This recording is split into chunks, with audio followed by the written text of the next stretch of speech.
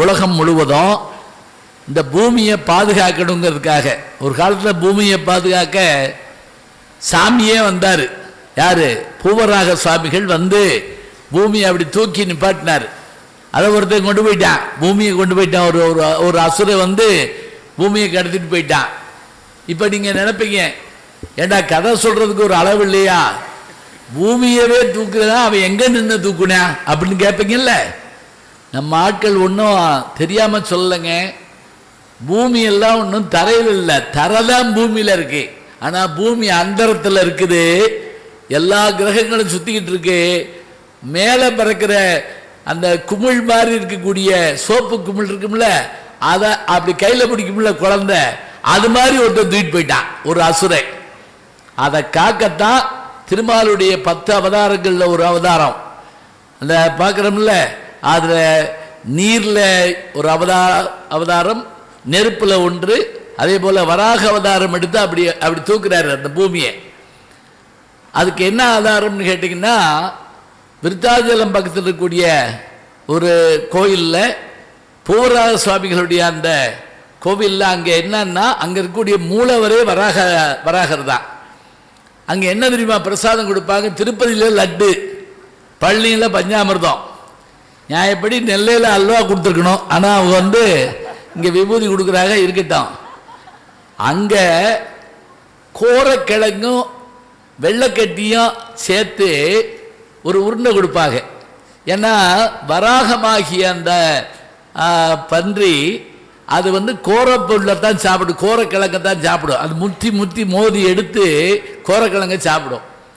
அதுதான் அங்கே கொடுக்குறத பார்க்குறோம்.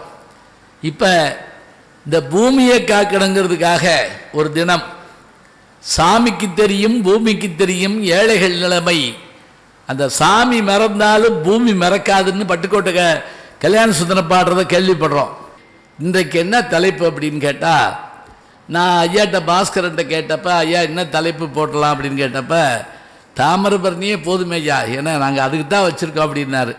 நான் சொன்னேன், ஐயா பேசுகிறதுக்கு எங்களுக்கு நாங்கள் தாமிரபரணின்னு சொல்கிறதுக்கு கொஞ்சம் இடம் வேணும் ஐயா, அதனால் நிலமும் நீரும்னு வச்சுக்கிறோம் ஐயா அப்படின்னு நான் சொன்னேன். அதை உடனே அவங்க ஏற்றுக்கிட்டு இன்னைக்கு இந்த நிலத்தையும் நீரையும் நம்ம காப்பாற்றணும். ஏன்னா தாமிரபரணி அதில் வந்துடுது, அது நிலத்தின் வழியாக தான் ஓடி வருது. அப்போ இன்றைய சூழலில் இதான் தலைப்பு, கேட்டுக்குங்க. பட்டிமன்றம் கேட்டு போய் என்ன பேசினான்னு யாருக்குண்டா அவங்க பேசிக்கிட்டாங்க நாங்கள் உட்காந்துன்னு சொல்லக்கூடாது. நிலத்தையும் இன்றைய சூழலில் நிலத்தையும் நீரையும் மாசுபாட்டிலிருந்து பாதுகாக்கும் பொறுப்பு யாருக்கு இருக்கிறது, கடமை யாருக்கு இருக்கிறது என்றால், அதை சுத்தமாக வைக்கிற கடமை யாருக்கு இருக்கு? பொறுப்பிலே உள்ளவர்களுக்கு இருக்கிறதா? ஆமாம் அப்படின்னு பேச ஒரு 2 பேர் வந்திருக்காங்க. பொறுப்பில் இருக்கவங்க இருக்கட்டுங்க, பொதுமக்களுக்கு நமக்கு அந்த பொறுப்பு வேண்டாமா? பொதுமக்களுக்கு தான் பேச ஒரு 2 பேர் வந்திருக்காங்க. பொதுமக்களுக்காக 2 பேரும், பொறுப்பிலே உள்ளவர்கள். பொறுப்பிலே உள்ளவர்கள் தான் யாருன்னு கேட்டால், இன்னைக்கு ஒன்றும் இல்லைங்க, அந்த கால அரசர்கள் தொடங்கி இன்றைக்கு இருக்கக்கூடிய அத்தனை பெருமக்கள் எல்லாருக்குமே இதில் பொறுப்பு இருக்குது. இந்த பொறுப்பிலே உள்ளவர்கள் என்று சொன்னால் அவர்கள் அதிகாரிகளாக இருக்கலாம், மற்றும் அரசு துறையை சார்ந்தவர்களாக இருக்கலாம். அவர்களெல்லாம் அவங்கள நல்ல சட்டம் இருக்குது, சட்டம் போட்டு எல்லாம் செய்யலாம்.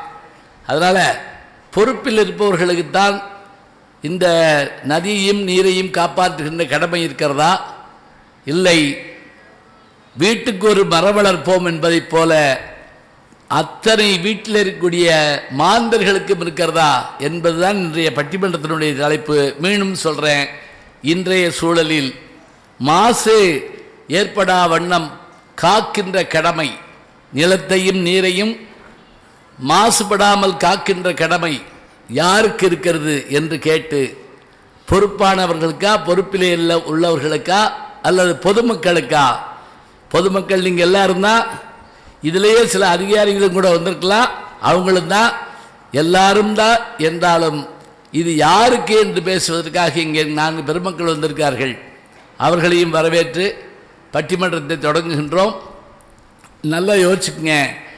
என் நண்பர் பத்மஸ்ரீ கமலஹாசன் அவர்கள் சொல்லுவார், தசாவதாரம் படத்தில் அந்த மண்ணெல்லாம் அள்ளிட்டு போகிறப்ப, டேய் நமக்கு இருக்கிறது ஒத்த பூமிடா, இந்த பூமியை விட்டுட்டோம்னா என்னடா செய்ய முடியும், வேற கிரகத்துக்காக போக முடியும் அப்படின்னு கேட்டு அந்த பூவராகம்ங்கிற பேர்லேயே அவர் வருவாருங்க. அப்போ இந்த பூமியை காக்கணும். ஒன்று சுற்றுச்சூழல் தினம்ங்கிறது அதுதாங்க. இந்த சுற்றுச்சூழல் தினத்தில் இதை உலக ஐநா சபை முதல்ல ஏற்கணும்.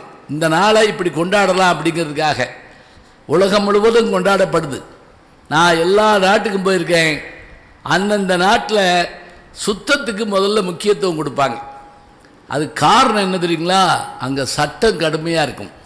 இப்போ வேற ஒன்றும் வேண்டாம், சிங்கப்பூர் மலேசியான்னு எடுத்துக்கிட்டிங்கன்னா ஒரு படத்தில் சொல்லுவார்ல, துபாய் சிங்கப்பூர்லாம் வடிவேலு சொல்லுவார்ல, நம்ம ஊர் பாரியா ரோட்டில் சோறு போட்டு திங்கலாம்டா அப்படிம்பார்ல. அப்போ அங்கே எப்படி அவ்வளோ சுத்தமாக இருக்குது.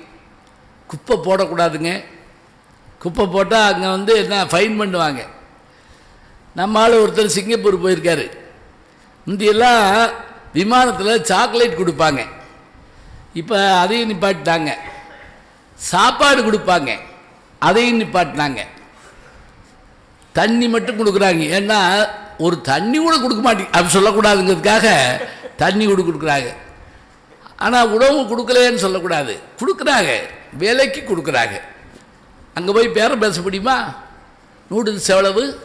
500 ரூபா, 300 ரூபான்னு போடு. கேட்டால் என்ன சொல்லுவாங்க? வாங்கினா வாங்கு, இல்லைன்னா இறங்கு. இறங்குன்னா என்ன செய்யறது? ரயிலாக இருந்தால் அடுத்த ஸ்டேஷனில் இறங்கிடலாம். விமானத்துலேருந்து இறங்க முடியுமா? முடியாது. நம்ம ஆளுக்கு அப்போ சாக்லேட் கொடுத்தோடனே அவர் வாங்கி சந்தோஷமாக தின்னுவிட்டு பேப்பரை கையில் வச்சுருந்துருக்காரு. விமானத்தில் இறங்கி சிங்கப்பூருக்குள்ளே போன உடனே சந்தோஷம் தாங்க மாட்டாமல் அந்த சாக்லேட்டை வாயில் போட்டார்ல, அந்த கீழே போட்டார். கீழே போட்ட உடனே போலீஸ்காரங்க பிடிச்சிட்டாங்க. எப்பா குப்பையை ரோட்டில் போடக்கூடாது, $100 ஃபைன். சிங்கப்பூர் வெள்ளி $100 ஃபைன். அப்படியே உயிரே போயிடுச்சு. வேறு என்ன பண்ணுறது, கட்டணும் இல்லையா? சரின்னு $100 கட்டினோடனே அவங்க ரசீது கொடுத்துருக்காங்க. அதை வாங்கி கீழே போட்டு போயிட்டார் நம்ம ஆள். எப்படி பாருங்க, அதாவது கீழே போடுறதுங்கிறது நம்மளுடைய குணம்னு ஆகிப்போச்சு. அப்போ இதுக்கு என்ன செய்யலாம்? இதுக்கு சட்டம் போடலாம். சரி, சட்டம் போட்டால் தெரிஞ்சிடுமா? யோசிச்சு பாருங்க. இந்த காவல்துறையில் பைக்கில் வர்றவங்கள பிடிக்கிறாங்க. பிடிச்சோடனே டேய் எங்கள் லைசன்ஸு? உடனே அவர் செல்லில் காட்டுறாரு, இந்தா இருக்குது. ஆர்சி இந்தா இருக்குது. இது எல்லாம் கட்டியாச்சு, லைசன்ஸ் இந்த இருக்குது. ஹெல்மெட்டு இந்த இருக்குது. ஹெல்மெட்டை இதில் வச்சா இதில் அடிபடாமல் இருக்குமா?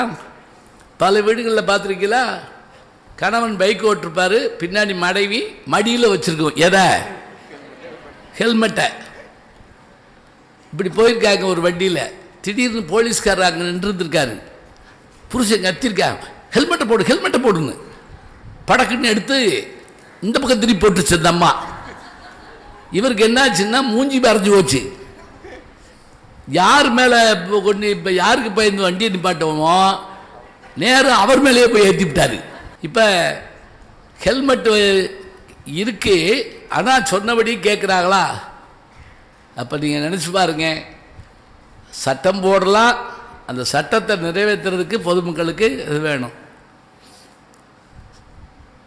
ஒரு இடத்துல போர்டு போட்டுருங்க, சைக்கிளை நிறுத்தாதீர்கள். ஒருத்தர் படுக்க வச்சுட்டு போயிருக்காங்க, இந்த இடத்தில் சைக்கிளை நிறுத்தாதீர்கள்,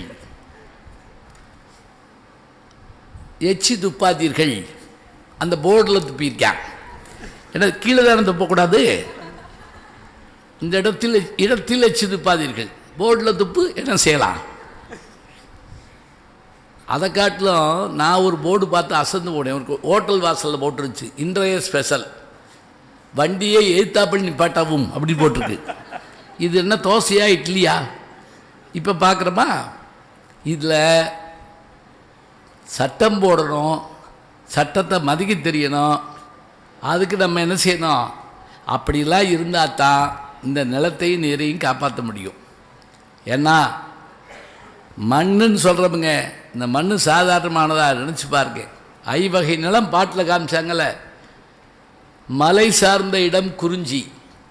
மலை சார்ந்த இடம்னா அப்படியே யோசிச்சுட்டே இருக்கக்கூடாது. கொடைக்கானல், ஊட்டி அப்படி வச்சுக்கோங்க. காடு சார்ந்த இடம் முல்லை. இப்போ காடே காணோம். எல்லாரும் பையில வச்சுக்க காடை பார்த்துக்கிட்டு இருக்கக்கூடாது. முந்தி வாழ்க்கை வேற. இப்போ பெரும்பாலும் என்ன தெரியுமா, எது வாங்கினோம்னாலும் பணம் வேண்டாம், காடு தான். அப்போ நம்ம எப்படி எந்த காலத்தில் வாழ்கிறோம்? காடு வாங்குது. புரியுதா? இந்த காடு எதையாவது வாவாது வாங்க சொல்லுது. உண்மையிலே காடு வாவாங்கன்னா வேற அர்த்தம். வீடு போகுது, காடு வாவாங்குதுன்னா என்ன அர்த்தம்? கடைசி காலம்னு அர்த்தம். இன்னைக்கு காடு தான் எல்லாமே இருக்கு. இந்த சூழலில் இந்த இந்த அருமையான நிலம் குறிஞ்சி மலை சார்ந்த இடம், முல்லை காடு சார்ந்த இடம், மருதம் வயல் சார்ந்த இடம், இதில் காமிச்சாங்க எல்லாமே. நெய்தல் கடல் சார்ந்த இடம். இந்த தாமிரபரணி அஞ்சுலையும் வருதுங்க. அதான் ஆச்சரியம். அஞ்சுலையும் வரக்கூடிய ஒரே ஒரு பொறாமையாக இருக்குது எங்களுக்கு பார்க்குறப்ப. மலையில் தோன்றி கடலில் முடிகிற வரைக்கும் அப்படி போய் வரிசையாக காட்டு வழியாக வருது, வயல் வழியாக போகுது, அப்படியே கடலில் போய் கிடக்குதுன்னு சொன்னால் அந்த பாலைங்கிற நிலம் நம்மகிட்ட இல்லை, மண்.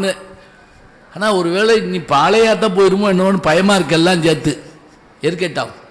இந்த ஐவகை நிலத்தை நம்முடைய முன்னோர்கள் பிரித்தாங்க. இந்த மண்ணை நம்ம பாதுகாக்கணும். அதே போல் நீர் உலகத்திலே சிறந்தது என்ன தெரியுங்களா? நீரின்றி அமையாது உலகுன்னு சொன்னால் இந்த நீர் என்ன செய்யும்? இதை நீங்கள் திருக்குறள்லேயே நீர்னு ஒரு தலைப்பில் ஆராய்ச்சி பண்ணலாமே. புறந்தூய்மை என்ன செய்யும்? நீரால் அமையும். அகந்தூய்மை வாய்மையால் காணப்படும். நம்ம உடம்பு சுத்தமாக இருக்கணும்னா தண்ணியில் குளிக்கணும். மனசு சுத்தமாக இருக்கணும்னா உண்மையை பேசணும். அவ்வளோதான். உள்ளொன்று வைத்து புறமொன்று பேசுவார், உறவு களவாமை வேண்டும்னார். யாரு? நம்முடைய வள்ளல் பெருமான். உள்ளொன்று வைத்து புறமொன்று பேசுவார், உறவு களவாமை. எதுவும் சேர்க்கக்கூடாது. கலந்துட்டாலே குழப்பந்தான். அம்புட்டும் கலப்படத்தில் வரக்கூடிய விஷயங்களை பார்த்தா அச்சப்படுறோம். எதில் எது கலக்கிறாங்கன்னு தெரில. மிளகு மாதிரியே இருக்க, வாயில் போட்டால் மண்ணுருண்டங்க. அதை உட்காந்து செய்கிறாங்க சில பேர். பப்பாளி விதை மாதிரியே இருக்குது, பப்பாளி கிடையாது. அது மாதிரியே இருக்கும், அது கிடையாது. அதுதான் ஆச்சரியம். இப்போ நீங்கள் இதை இப்படி கூட வச்சுக்கலாம். ஒருத்தர் இந்த குடும்பமெல்லாம் பார்த்து செத்துருவோம்னு நினச்சிருக்கான். விஷத்தை வாங்கி குடிச்சுவிட்டான், சாகலை. ஏன் சொல்லுங்க? விஷத்தில் கலப்படம். அவன் பிழைச்சதை கொண்டாடி எல்லாரும் லட்டு வாங்கி தின்னுருக்காங்க, செத்து போனாங்க. லட்டில் கலப்படம். அப்போ பாருங்க, விஷம் தின்னு பிழைச்சவனும் இருக்கான், இனிப்பு தின்னு செத்தவனும் இருக்கான். இதனால் நீர் சுத்தமாக இருக்கணும். அந்த நீரில் நான் இப்போ பார்த்த ஒரு விஷயத்தை சொல்லிட்டு அப்படியே ஆரம்பிச்சிடுறேன். இப்போ காசி போயிருந்தேன் 2 வருஷத்துக்கு முதல்ல. ஒரு காலத்தில் காசி நமக்கு அது அழுக்காடு ஆறாறு தெரியும். இன்றைக்கி அதை சுத்தப்படுத்தியிருக்காங்க. எப்படி சுத்தப்படுத்தியிருக்காங்கிறீங்க? நான் அந்த படகோட்டிகிட்ட கேட்டேன், எப்படியா இவ்வளோ சுத்தமாக இருக்க ஆறுன்னு கேட்டேன். கையில் என்ன வச்சுருக்கீங்க? நான் கடலப்பருப்பு தின்னுட்டு இருந்தேன், அதை தண்ணியில் போடுங்க அப்படின்னா அந்த பேப்பரை. நான் சொன்னேன், எதுக்கு போலீஸ் என்னை பிடிச்சிட்டு போவான்னு கேட்டேன். போலீஸ்லாம் பிடிக்காங்க, சும்மா போடுங்க, நான் இருக்கல அப்படின்னாரு. நான் உடனே தின்னுட்டு அதை அப்படி தூக்கி போட்டேங்க. அந்த பக்கம் சின்ன படகு மாதிரி ஒன்று திரிஞ்சுங்க. அப்படியே டர்ன் அடித்து வந்து அதில் ஒரு கையை அது அப்படியே எடுக்குதுங்க, சென்சார். எந்த குப்பை விழுந்தாலும் அதை அடுத்த நிமிஷம் எடுக்கிற மாதிரி இன்னைக்கு அதை செயல்படுத்துகிறாங்க. அமெரிக்காவில் நான் பார்த்தேன். என்னுடைய நண்பர் பால்சி பாண்டியன் அவர்கள், அவர் ஊர் இங்கே குறுக்கல்பட்டிங்கிற ஊர், செங்கரங்கோயில் பக்கத்தில், பெரிய கோடீஸ்வரர். அவர் வீட்டில் அந்த நீச்சல் குளத்தில் பார்த்தேன், நிறைய மரங்கள் நிறைஞ்ச இடம், அதில் நீச்சல் குளம். அதில் ஒரு பூ வந்து விழுகுதுங்க, ஒரு மீன் மாதிரி ஒன்று போய் அதை எடுத்துகிட்டு வந்துடுது. நான் இது நல்ல மீனாக இருக்கேன், அது மீனே கிடையாதுங்க, அது ரோபோ அப்படிங்கிறாரு. ரோபோவில் என்ன அழுக்கு விழுந்தாலும் அதை எடுக்கிற மாதிரி. இப்போ நம்ம வீடுகளில் இந்த மாதிரி ரோபோ வந்துடும், நீ ஒன்றும் கவலை இல்லை. இப்போ அநேகமாக வீடு கூட்டுறது யாரும் குடிஞ்செல்லாம் கூட்டுறதில்ல, அதை அனுப்பிவிட்டால் அது போய் குப்பையெல்லாம் அள்ளிட்டு வந்துடுது. இன்னொன்று அதே தானே திரும்பிக்கிறது, பார்த்துருக்கீங்களா? போய் முட்டி மோதும், அப்புறம் திருப்பி வந்துடும். ஆனால் என்ன அப்படின்னு கேட்டால் அதுக்கேற்ற வீடு இருக்கணும். இப்போ நம்ம பெட்டி வச்சுருக்கோம், பெட்டியை தூக்க வேணாம், அதுக்கு சக்கரம் இருக்கணும்னா சக்கரத்துக்கு ஏற்ற ஏர்போர்ட் ரோடு இருக்கணும். நம்ம ஊர் ரோட்டில் இழுத்துட்டு போனோம்னா என்ன ஆகும்? சக்கரம் அங்கே கிடக்கும், பெட்டி இங்கே கிடக்கும், நம்ம தடுமாறி அங்கிட்டு விழுந்து கிடப்போம். இது நடக்கிற காரியம் இல்லை. அப்போ நீரை சுத்தமாக வச்சுருக்கணும், நிலத்தை பாதுகாப்பாக வைத்திருக்கணும். இது ரெண்டும் நமக்காக சேர்த்துலைங்க, நம்ம முன்னோர்கள் நமக்கு கொடுத்தாங்க, நம்ம வாங்கி அடுத்த தலைமுறை கொடுத்துட்டு போகணுங்க. நம்ம பிள்ளைகளுக்கு, பேர பிள்ளைகளுக்கு. ஒரு பாட்டு கூட கேட்டிருப்பீங்க, அந்த காலத்தில் ஒரு ஊர் இருந்தது, ஊரிலே ஆறு இருந்தது, ஆறிலே நீர் இருந்தது, நீரிலே மீன் இருந்தது. இன்னைக்கு எதையும் காலமே ஒரு கவலை இருக்குது. இதுக்கு யார் பொறுப்பேற்றுக்கிறது அப்படின்னா, பொறுப்பேற்றுக்கிறதுனா மட்டும் எல்லோரும் கொஞ்சம் விலகி போயிடுவோம். நாங்கள் இல்லைங்க, எங்களை போய் சொல்லிக்கிட்டு யாருக்கு தெரியாதுன்றோம். இப்போ நம்ம வீட்டிலே வச்சுக்கலேன், சாம்பார் நல்லா இருக்குன்னு சொல்லுங்கள், 5-6 பேர் ஓடியாருவாங்க, நான் தான் வச்சேன், நான் தானே காய் நறுக்கி கொடுத்தேன், சும்மா நிறுத்து, நான் தான் மஞ்சப்பொடி போட்டேன். ஒரு சாம்பாருக்கு இத்தனை பேர். ரசம் வாயில் வைக்க முடியலையே, நாங்கள் யாருமே செய்யலை. அப்புறம் என்ன கார்பரேஷனில் கொடுத்தா விட்டாங்க வீடு வீடுக்கு ரசத்தை. அதனால தான் சொன்னால், வெற்றி என்னும் குழந்தைக்கு பல தகப்பன்கள், தோல்வி அனாதை குழந்தை அப்படின்னா பாருங்க. பொறுப்பேற்க ஆள் கிடையாது. இப்போ இன்னைக்கு நம்ம இந்த இதில் இந்த உலக சுகாதார தினம் சொல்கிறோம் இல்லையா, அது மாதிரி இந்த நல்ல சுற்றுச்சூழல் தினத்தில் நிலத்தையும் நீரையும் காக்கும் கடமை பொறுப்பிலே உள்ளவர்களுக்கு இருக்கிறதா, பொதுமக்களுக்கு இருக்கிறதா என்று தலைப்பில் பேச இருக்கின்றோம். பேச வந்திருப்பவர்கள் அவங்கள பற்றி ஒரு சின்ன அறிமுகம். இப்போ தான் படம் போட்டு நடிகர் பேர் போட போகிறோம். முதல்ல தலைப்புக்கும் இப்படி நேரம் ஆயிருக்கு. ஏன்னா தலைப்பே உடனே போடப்பட்டாங்க. படத்தில் டைட்டில் போடுறதுன்னு சொல்லுவோம்ல, உங்களுக்கு தெரிஞ்சிருக்கோம், சில படத்தில் அந்த டைரக்டர் பேர் வர்றப்ப போடுவாங்க, டைரக்டரை காட்டுறப்ப போடுவாங்க. எனக்கு தெரிஞ்ச ஒரே ஒரு படம், நீங்கள் பெரியவங்களுக்கு தெரியும்னு நினைக்கிறேன், ஒரே ஒரு படம் இன்ட்ரவலப்போ போடுவாங்க. இன்ட்ரவலப்போ டைட்டில் போடுவாங்க, படத்தோட இயக்குனர் யாருன்னு. அவனா இவன் அப்படின்னு ஒரு படம், நீங்கள் ஜென்மத்துக்கு கேள்விப்பட்டிருக்க மாட்டீங்க. அவனா இவன். கே பாலச்சந்தர்னு கேள்விப்படுறோம்ல, அவர் எஸ் பாலச்சந்தர்னு ஒருத்தர் இருக்கார், வீணை வித்வான் எஸ் பாலச்சந்தர். பொம்மைன்னு ஒரு படம், அதில் தான் சேஸ்தாஸ் பாடம் வச்சார். நீயும் பொம்மை நானும் பொம்மை, நினச்சி பார்த்தா எல்லாம் பொம்மைன்னு ஒரு பாட்டு வரும். அந்த எஸ் பாலச்சந்தர் படத்தில் 2 படம் எனக்கு தெரிஞ்சு. இந்த அவனா இவன்கிற படம் இருக்குல்ல, அது ஏன் தெரியுமா டைட்டில் போடுவாங்க இடைவெளியப்போ? குழந்தையெல்லாம் சுற்றுலா போயிருக்குங்க, போயிருக்க இடத்துல 2 பிள்ளைய விளையாடிக்கிட்டே அப்படி ஓரமாக போகும். ஆற்றுக்குள்ளே ஒரு பெண்ணை போட்டு அமுக்கி கொள்ளுவாங்க. அந்த பிள்ளைங்க பார்த்துக்கிட்டு இருக்கோம், அப்படியே பயந்து ஓடியாந்துருங்க. வீட்டுக்கு வந்து அந்த பிள்ளைக்கு காய்ச்சல் வந்துடும். 5 நாள் கழித்து வீடெல்லாம் சரி பண்ணி எல்லாம் பார்த்து இது பண்ணி, கல்யாணம் மாப்பிள்ளை வர்றாரு அக்காவுக்குன்னு சொன்னோடனே அந்த பிள்ளை பட்டு பாவோட சட்டை கட்டி வாசல் நிற்கும். கார்லேருந்து மாப்பிள்ளை இறங்குவாருங்க. யாருன்னா அந்த கொலை செஞ்சார்ல அவர். அவனா இவன் அப்படின்னு பார்க்கும்ல டைட்டில் போடுவாங்க. எப்படி பார்த்தீங்களா? இப்போ நீங்கள் கைதட்டணும், வேறு வழி கிடையாது. இது எதுக்காகன்னு கேட்டால், அதே போல் பொம்மை படம் சொன்னேன்ல, அதில் படம் முடிஞ்ச பிறகு எல்லாரும் எந்திரிக்கிறப்ப டைரக்டர் வந்து உட்காருவாருங்க. யார்? பாலச்சந்தர். யார் போக வேணாம் உட்காருங்க அப்படின்னு கேமரா பார்த்து சொல்லுவார். இதில் நாங்கள் எழுத்து போடலை, டைட்டில் போடல. ஆனால் நான் சொல்கிறேன் பாருங்க, இப்போ நம்ம கூப்பிட்டு பாட்டு பாடினது இசையமைச்சதெல்லாம் சொன்ன அது மாதிரிங்க.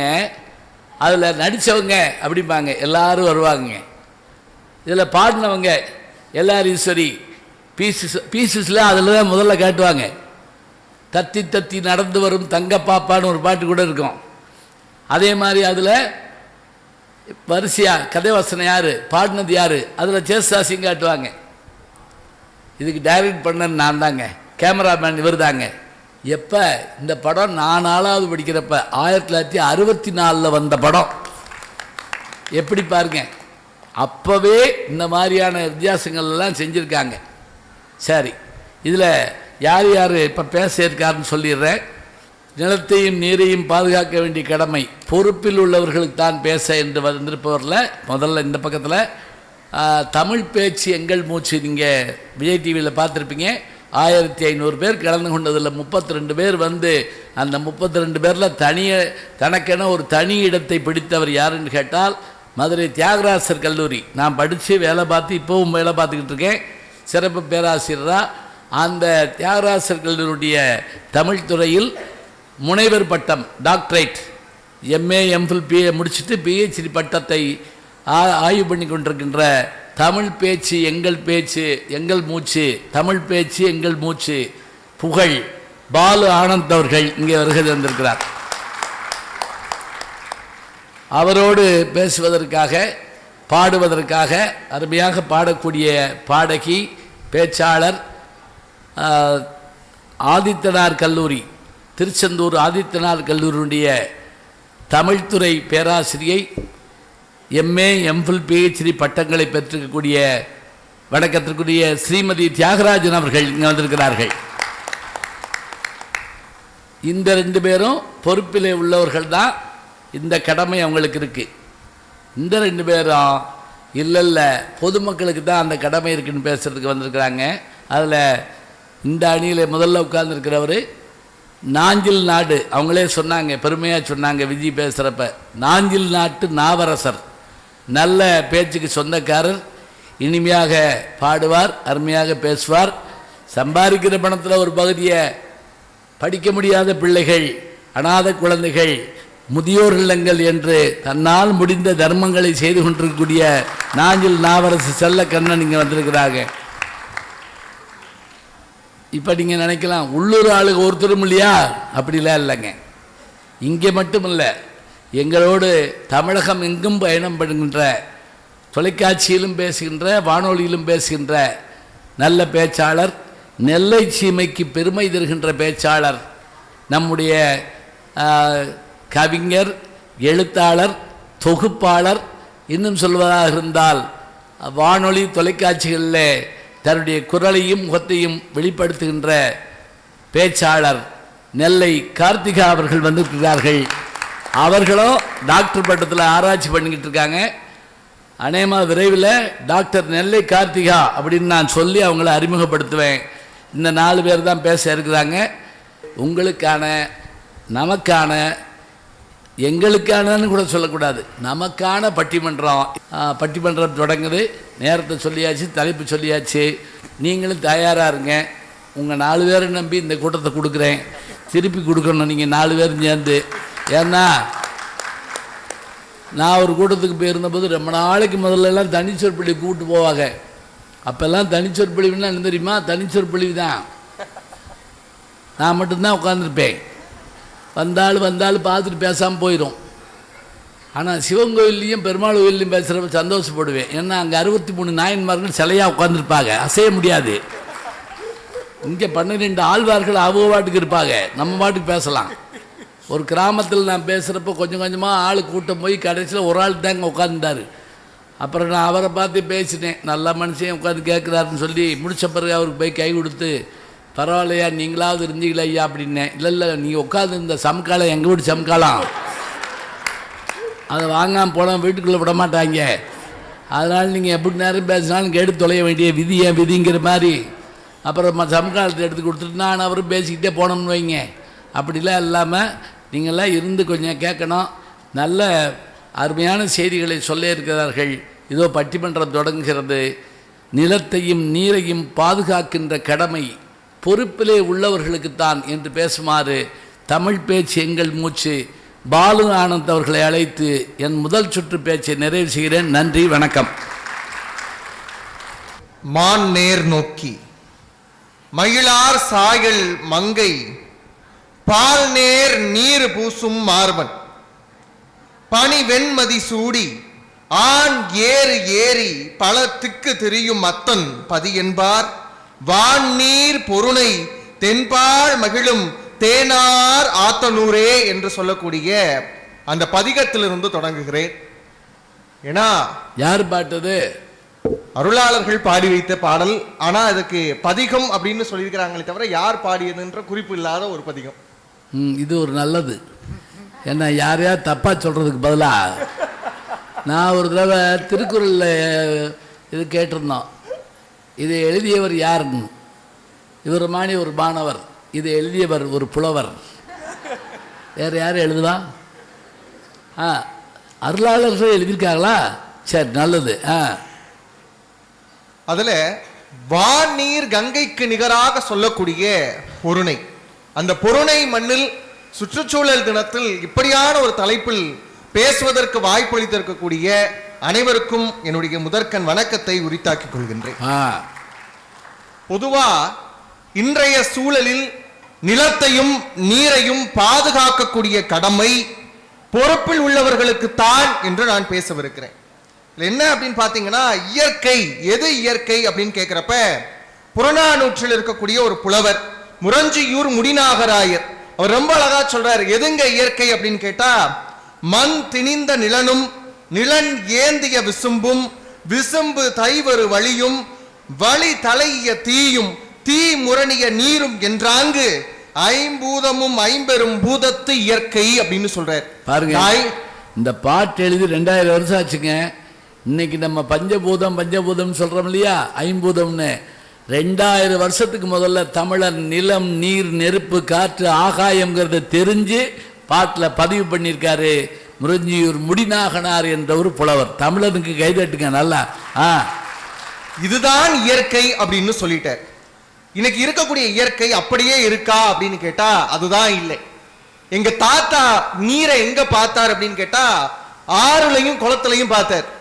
எங்க அப்பா காலகட்டத்தில் நீர் எங்க இருந்தது? குழாயில் இருந்தது. எங்களுடைய காலகட்டத்தில் நீர் எங்க இருக்கு? பாட்டில்களில் இருக்கிறது. அடுத்த தலைமுறைக்கு நீர் எங்க இருக்கும்? இப்படி ஒரு சந்தேகத்துலதான் அப்ப நீரையும் நிலத்தையும் யாருங்க பாதுகாக்கணும்? பொதுமக்களுக்கு ஏகப்பட்ட வேலைகள் இருக்கு, அவங்க வேலைகள் இருக்கும் இல்லையா, தனிப்பட்ட வேலைகள் இருக்கு. கவலைப்படாதீங்க. உங்க தாத்தா எங்க பார்த்தாரு? ஆத்துலையும் குளத்திலையும் பார்த்தாரு. அப்பா குழாயில பார்த்தாரு. நீங்க பாட்டில்கள்ல பாக்குறோம். உங்க பிள்ளைய கண்ணுல பாப்பாங்க தண்ணிய. தண்ணி இல்ல அழுவல்ல, அப்ப கண்ணுல தண்ணி வரும். பொதுமக்களுக்கு ஏகப்பட்ட வேலைகள் இருக்கு. அப்ப பொறுப்பில் இருக்கிறவங்களுக்கு தான் அதற்குரிய கடமை இருக்கு அப்படின்னு நினைக்கிறேன். ஐயா சொன்னாங்க அழகா, மலையும் மலை சார்ந்த இடமும் குறிஞ்சி அப்படின்னாங்க. அது இன்னைக்கு இல்லைங்கய்யா, இன்னைக்கு அதெல்லாம் குவாரி. காடும் காடு சார்ந்த இடமும் முல்லை அப்படின்னு சொன்னாங்க. இல்ல, அதெல்லாம் தொழிற்சாலைகள். வயலும் வயல் சார்ந்த இடமும் மருதம் கிடையவே கிடையாது. இன்னைக்கு விளைநிலங்கள், அதாவது விளைநிலங்கள் எல்லாம் விளைநிலங்கள் பிளாட்டுகள். அடுத்து கடலும் கடல் சார்ந்த இடமும் நெய்தல். இன்னைக்கு தொழிற்சாலை கழிவுகள் எல்லாமே கழிவுதான் மொத்தமும். அதுக்கப்புறம் மணலும் மணல் சார்ந்த இடமும் அப்படின்னா பாலை. இன்னைக்கு லாரியில மணல்ல தூக்கிட்டு போறதை மட்டும் தான் நம்மளால பார்க்க முடியும். இப்ப இன்னைக்கு இருக்கக்கூடிய சூழலில் யாருக்கு அந்த கடமை இருக்கிறதுனா பொறுப்பில் இருக்கிறவங்களுக்கு தான் இருக்கு. இந்த பொறுப்புல இருக்கிறவங்க என்ன செய்வாங்க அப்படின்னு கேட்டா, இறந்த காலம், நிகழ்காலம், எதிர்காலம் இந்த மூணையுமே கட்டமைத்து பார்க்கக்கூடியவர்.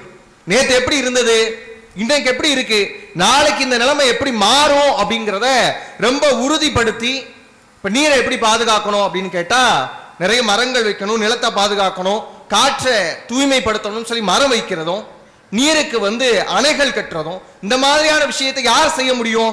பொதுமக்கள் செய்ய முடியுமா? பொறுப்புல இருக்கிறவங்க தான் செய்ய முடியும். 1950 தேம்ஸ் நதிக்கரை, அது கூவம் தான். இன்னைக்கு இருக்கக்கூடிய கூவம் தேம்ஸ் நதிக்கரை. அன்று இருக்கக்கூடிய கூவம்ங்கிறது தேம்ஸ் நதிக்கரைக்கு இப்ப எப்படி இருக்கோ அப்படி இருந்தது. ஆனா அந்த தேம்ஸ் நதிக்கரை என்ன சொன்னாங்க தெரியுமா? மனிதர்கள் கால் வைப்பதற்கே தகுதி இல்லாத நதிக்கரைன்னு சொன்னாங்க தேம்ஸ் நதிக்கரையை. நகரத்தினுடைய மொத்த சாக்கடையும். ஐயா, தேம்ஸ் நதிக்கரை எங்க இருக்குன்னா லண்டன்ல இருக்கு.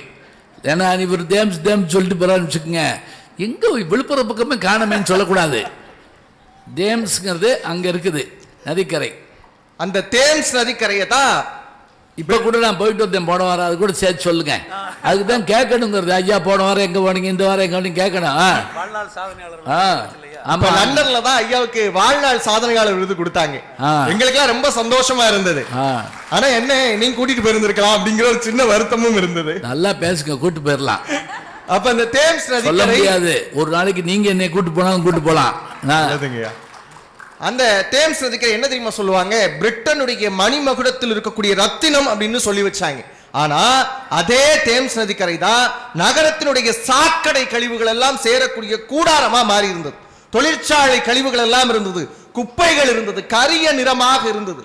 அந்த நேரத்தில் என்ன செஞ்சாங்க தெரியுமா, தேம்ஸ் நதி இறந்து விட்டதுன்னு ஒரு அறிக்கை கொடுத்தாங்க. அங்க உயிரினங்களே வாழ தகுதி இல்லைன்னு சொன்னாங்க. அதையெல்லாம் மாற்றி அமைக்க பொறுப்பில் இருந்தவர்கள் எல்லாம் கூடினார்கள். கால் வைக்க முடியாத தேம்ஸ் நதி இன்று உலகத்தில் தூய்மையான நதியாக இருக்கிறது என்று சொன்னால் அதற்கு காரணம் பொதுமக்கள் கிடையாது, பொறுப்பில் இருந்தவங்க தான். என்ன செஞ்சாங்க தெரியுமா, ஒவ்வொரு விவசாயிகளும் நினைச்சாங்க, ஒரு தொழிற்சங்கத்தில் இருக்கக்கூடிய ஆட்களையும் நினைச்சாங்க, யாருக்கு என்ன பொறுப்பு அப்படின்னு கொடுத்தாங்க. இன்னைக்கு தலை சிறந்த நதியாக தேம்ஸ் நதி இருக்கிறது என்று சொன்னால் அதற்கு காரணம் பொறுப்பில் இருந்தவர்கள் தான், பொதுமக்கள் கிடையாது. அடுத்து அப்படியே சீனா பக்கம் வாங்க. சீனாவில ஐயா பேசியிருப்பாரு அப்படின்னு நினைக்கிறேன். அந்த சீனால மஞ்சள் ஆறு அப்படின்னு சொல்லிட்டு ஒரு ஆறு இருக்கு. அந்த மஞ்சள் ஆறை என்ன சொல்லுவாங்க தெரியுமா, சீனாவினுடைய பெரும் துயரம் அப்படின்னு சொல்லுவாங்க. அங்கதான் ஆனா ஆரம்பத்துல நாகரிகங்கள் எல்லாம் பிறந்தது. சீன நாகரிகம் தோன்றியது மஞ்சள் ஆற்றக்கரையில தான். ஆனா அந்த மஞ்சள் ஆற்றக்கரை என்ன சொன்னாங்க தெரியுமா, சீனாவினுடைய பெரும் துயரம். காரணம் என்னன்னா, மனுஷன் நாமெல்லாம் அப்பப்ப நம்மளுடைய உள்ளத்தை மாத்துற மாதிரி அது தன்னுடைய வெள்ள போக்கையை மாத்திட்டு போயிடும். எப்ப எந்த பக்கம் போகுதுன்னே தெரியாது. அப்படியான ஒரு நதிக்கரை தான் அந்த ஆறு தான் மஞ்சள் ஆறு, தி சாரா ஆஃப் தி சீனா அப்படின்னு சொல்லக்கூடியது. என்ன செஞ்சாங்க, அங்க இருக்கக்கூடிய பொறுப்பில் இருந்தவர்கள் எல்லாம் சேர்ந்து மஞ்சள் ஆற்றினுடைய வெள்ள நீரோட்டத்தை கணக்கெடுத்தாங்க. எப்படி போகுது, எந்த மாதிரியான காலச்சூழல் எப்படி மாறுதுன்னு எடுத்தாங்க. இன்னைக்கு வெள்ளப்போக்கை தானே முடிவு செய்ய முடியாத அந்த மஞ்சள் ஆற்றினுடைய நீர்ப்போக்கை சரி செய்திருக்கக்கூடிய பொறுப்பில் இருந்தவர்கள் தான். இன்னைக்கு சீனாவினுடைய பெருந்துயரம் கிடையாது, சீன நாகரிகத்தினுடைய அடையாளத்தின் எச்சமா மஞ்சள் ஆறு இருக்குன்னு சொன்னா அதற்கு காரணம் பொறுப்பில் இருந்தவர்களானே தவிர பொதுமக்கள் கிடையாது. அடுத்து வாங்க, பாரதி சொன்னா, நம்ம ஊர் என்ன சொன்னான் தெரியுமா, வங்கத்தின் ஓடி வரும் நீரின் மிகையால் மையத்து நாடுகளில் பயிர் செய்வோம்னு சொன்னான். இந்த திட்டம் இன்னைக்கு சாத்தியக்கூறுல இருக்கு. அன்னைக்கு ட்ரோன் இருந்ததா, பார்க்க முடிஞ்சதா? ஆனா பாரதி இங்க இருந்தே சொன்னான், வங்கத்து நாடுகளில் இருந்து வரக்கூடிய நீரின் மிகை எங்க போய் கலக்குது, கடல்ல போய் கலக்குது. அதெல்லாம் மையத்து நாடுகள்ல சேர்த்து விட்டோம்னா அழகாக பயிர் செய்யலாம்ங்கிற திட்டம். இதை யார் சொல்ல முடியும், சமூகத்தின் மீது பொறுப்பு கொண்டவர்கள் மட்டும்தான் சொல்ல முடியும். பொதுமக்கள் வேடிக்கை தான் பார்க்க முடியும் இல்லையா? பொறுப்பில் இருக்கக்கூடிய நபர்கள் தான் என்ன செய்ய முடியும்னு கேட்டா நிலத்தையும் நீரையும் பேணி பாதுகாக்க முடியும். அடுத்து வாங்க, கேரளா மாநிலம் தென்னல்லா அப்படின்னு ஒரு ஊரு. அந்த ஊர்ல இருக்கக்கூடிய விவசாயிகள் எல்லாம் விவசாயமே செய்யாம வேறு வேறு நாடுகளுக்கு புலம்பெயர்ந்துகின்ற இருந்த நேரம் அங்க யாஸ்மின் அரம்பரான் ஒரு பெண்மணி, ஒரே ஒரு பெண் என்ன செஞ்சாங்க தெரியுமா, நம்ம கிராமத்துல நிலத்துல விளைஞ்ச அரிசி தென்னல்லா அரிசி, அந்த தென்னல்லா அரிசி இன்னைக்கு விளையாம இருக்கே அப்படிங்கிற காரணத்தினால ஒரு அமைப்பை ஏற்படுத்துறாங்க. வீடுகளில் இருக்கக்கூடிய பெண்ணெல்லாம் சேர்த்து பெண்களால் தொடங்கப்படுது தென்னல்லா அரிசி திட்டம்னு சொல்லக்கூடிய ஒரு அமைப்பு. ஊர் மக்கள் கிட்ட போய் உங்களுடைய நிலத்தை குத்தகைக்கு கொடுங்க, நான் இதை மாத்தி தாரேன்னு சொன்னப்ப யாருமே நம்பலங்க. ஏப்பா, ஆம்பளைகள் செய்யக்கூடிய வேலை தான் விவசாயம், ஆண்களே வேற ஊர்களுக்கு போய்கிட்டு இருக்கிறான், ஒரு பெண்கள் எல்லாம் சேர்ந்து இருக்கக்கூடிய அமைப்பா நீங்க என்ன செய்ய முடியும்னு கேட்டாங்க. நண்பர்களே, நீங்க சொன்னா நம்ப மாட்டீங்க, இன்னைக்கு முதலமைச்சர் சாப்பிடக்கூடிய அரிசின்னு சொல்லி தென்னல்லா அரிசியை உலகமெல்லாம் வணிகமயமாக்கி இருக்கிறார்கள் சொன்னா அதுக்கு காரணம் பொறுப்பில் இருந்தவர்களானே தவிர பொதுமக்கள் கிடையாது. அந்த பொறுப்பு எப்ப வரும் அப்படின்னு கேட்டா, பொதுமக்கள் செய்யக்கூடிய தவறுகளை எல்லாம் பார்த்து பார்த்து இதிலிருந்து நாம் திருந்தணும்னு சொன்னா அப்ப வரக்கூடியது பொறுப்பு. இதை மட்டும் சொல்லி முடிவு செய்யலாம்னு நினைக்கிறேன். சதுப்பு நிலங்கள், உவர்ப்பு அப்படின்னு சொல்லக்கூடிய தன்மையில் இருக்கக்கூடிய சதுப்பு நிலங்கள் தண்ணீர் சதுப்பு நிலங்கள் சொல்லுவாங்க. பூமியினுடைய நுரையீரல் அப்படின்னு சொல்றதோ பூமியினுடைய சிறுநீரகங்கள்னு சொல்றதோ இந்த சதுப்பு நிலங்கள் தான். ஆனா இன்னைக்கு நாம என்ன செய்யறோம் தெரியுமா, அந்த சதுப்பு நில காடுகளை எல்லாம் அழித்து அங்கேயும் கொண்டு போய் வீடு கட்டலாமான்னு பாத்துக்கிட்டு இருக்கிறோம். அப்படி இருக்கக்கூடிய நேரத்தில் பொறுப்பில் இருக்கிறவங்க என்ன செஞ்சாங்க தெரியுமா, சதுப்பு நில காடுகளை அழிப்பவர்களுக்கு அபராதம் போடணும்னு சொன்னாங்க. ஒரு பையனும் பிளாட் வாங்கல இந்த பக்கம். ஏன், அப்படி ஒரு சட்டங்கள் இயற்றப்படணும். சட்டங்கள் கடுமையாக்கப்பட்டாதான் இந்த குற்றங்கள் எல்லாம் குறையும். அப்படிங்கிறப்ப வருங்காலத்தில் நிழலுக்கு நீண்ட வரிசை வரலாம், ஆக்சிஜனுக்கு அடிதடி வரலாம், தங்கத்தையும் மிஞ்சி தண்ணீர் விலை போகலாம், மனிதன் மழைக்காக மண்டியிட்டு அழுகலாம், பாம்பு பாம்பை விழுங்குவது போல உணவில்லாமல் உணர்விழந்து மனிதன் மனிதனையே விழுங்கலாம்னு ஒரு கவிதை எழுதினாங்க. படிக்கிறப்பே பதற வைக்குது. இதெல்லாம் நடக்காம இருக்கணும்னு சொன்னா நிலத்தையும் நீரையும் பாதுகாக்கக்கூடிய கடமை என்பது அன்றிலிருந்து இன்று வரை பொறுப்பில் உள்ளவர்களுக்கு தான் இருக்கிறது என்று சொல்லி நல்லதொரு அவைக்கு என்னுடைய நன்றி பகிர்ந்து விடைபெறுகிறேன். நன்றி, வணக்கம்.